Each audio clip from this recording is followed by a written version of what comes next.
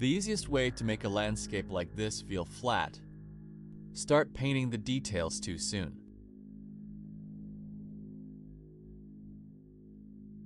With a scene this busy, the first thing I'm thinking about isn't trees, rocks, or water.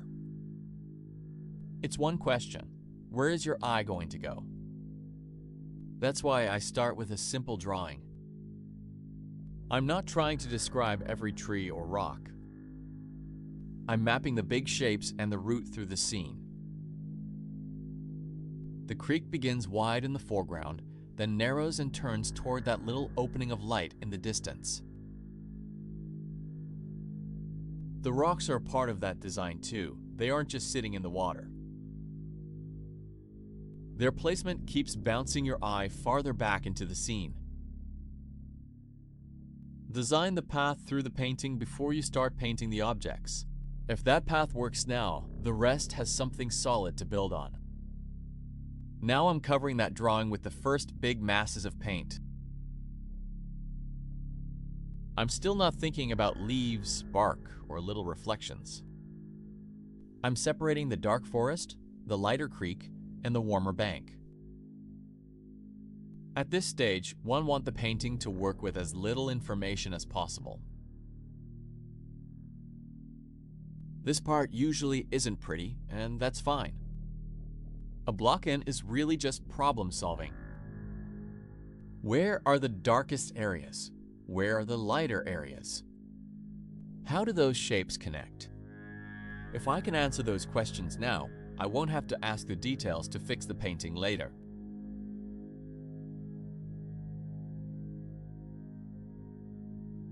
Get the big values right before you worry about color or detail. One easy test is to squint at the painting. If the creek, banks, and forest still separate into clear shapes, the value structure is doing its job. If everything blends together, that's the problem I'd fix first. You can see how little detail it takes before this already starts to read as a creek running through the woods. That's the power of those larger value shapes. Now I can begin breaking them down, adding rocks, changing temperatures, and giving the background more structure without losing the original design. I'm also watching that light in the back right. That's been the destination from the beginning. As more paint goes on, I want that area to stay special. I don't need every part of the painting to be bright or high contrast. In fact, that would work against what I'm trying to do. If everything is shouting for attention, the viewer doesn't know where to look. So I keep the surrounding forest darker and quieter while that opening stays lighter. I'm not trying to make it scream. I'm just giving it enough contrast that your eye naturally keeps moving toward it. Decide where your focal point is, then protect it. A focal point isn't always created by adding more. Sometimes it's created by holding everything around it back. That's especially useful in a scene like this, where trees, rocks, plants, and reflections are all competing for attention. Now I can begin adding smaller tree shapes and breaking up some of those big green masses. But notice that the background still stays fairly quiet. I'm giving you enough information to understand what's there without describing every branch. That keeps the distance from getting too busy too early. At this point, I'm spending more time in the creek. Water can get complicated fast if you start thinking, I have to paint water.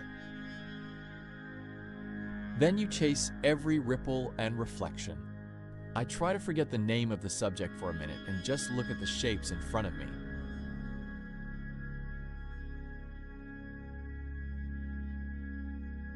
There's a darker shape here, a lighter reflection there, a warmer patch next to a cooler one. Once those larger shapes are in the right place, I can break them with smaller strokes.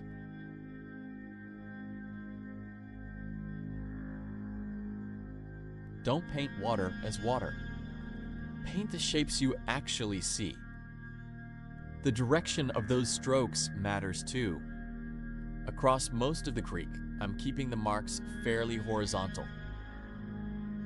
That helps the surface feel flat, even though the creek itself is traveling back into the scene. Then the rocks interrupt those horizontal marks and help reinforce the movement through the painting. I'm also varying how sharp those reflections are. Some edges disappear into the water. Others are a little clearer. If every reflection had the same sharp edge and the same amount of contrast, the creek would start to feel cut out instead of natural.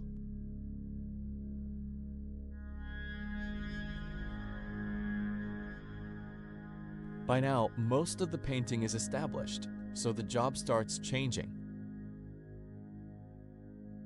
I'm not building the large design anymore. I'm deciding where to add information and, just as important, where not to add it. You'll notice the foreground is slowly becoming busier than the distance. The rocks get larger as they come toward us. The vegetation gets more variation. The changes between light and dark become a little stronger. All of that gives the foreground more visual weight and helps separate it from the softer, quieter shapes farther back.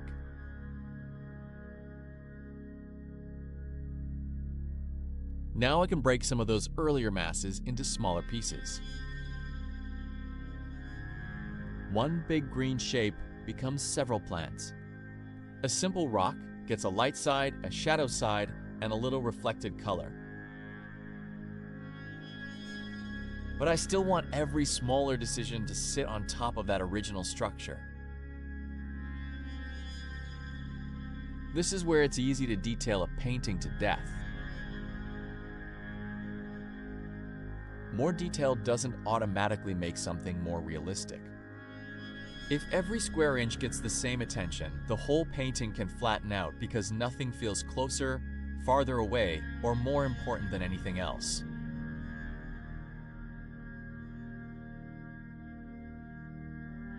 Look at the difference between the background and the foreground now. The distant trees are smaller and softer. Down here, the rocks are larger. The contrast is stronger, and I'm allowing more edges to become defined.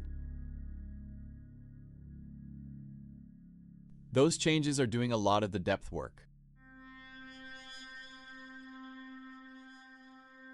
Let your edges and detail change as the scene comes toward you. Sharper doesn't automatically mean better. Sometimes a soft edge does more. If every tree trunk, leaf, rock, and reflection were equally sharp, your eye wouldn't have anywhere to rest. So I'm constantly asking a few questions. Does this edge need to be sharp? Can this shape disappear into the one beside it? Does this area actually need another detail? A lot of the time, the answer is no. Knowing what to leave alone is a huge part of painting. Now it's mostly refinement. A few lighter accents in the water, darker notes between the rocks, small changes in the vegetation, and a little more separation where I need it.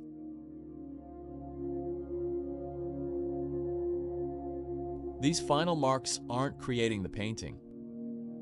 They're supporting decisions that were made much earlier. The path, values, focal point, water shapes, and control of detail are all still underneath this final surface.